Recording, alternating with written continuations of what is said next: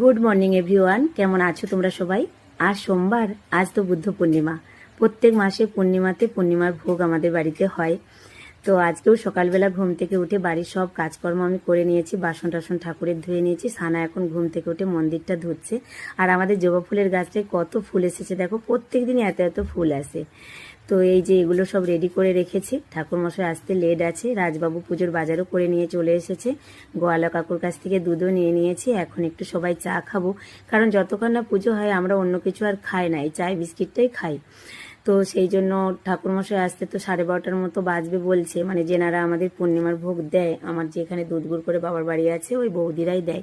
তো এই সময় একজন পাড়ার আমার ভাই এসেছে, তো কিছু রাজের সাথে দেখা করতে এসেছে। এখানে না প্রত্যেক বাড়িতেই পূর্ণিমাতে আমাদের ভোগ হয়, সকাল থেকে ঝাঁঝগুড়ির আওয়াজ পাওয়া যায়, বেশ ভালো লাগে পরিবেশটা।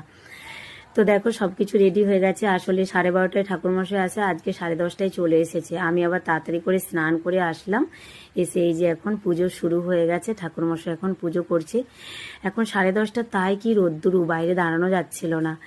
তো এখন আমরা প্রসাদ খাবো। আর আমার যে বাবার বাড়ি, যে দুধ গুড় হয়েছে, বাবার বাড়ি হয়েছে পাশেই, তাদেরকেও কিছুটা প্রসাদ দিয়ে আসবো আর দেখা করেও আসবো। তো চলো আজকের ভিডিওটা এই পর্যন্ত, টাটা।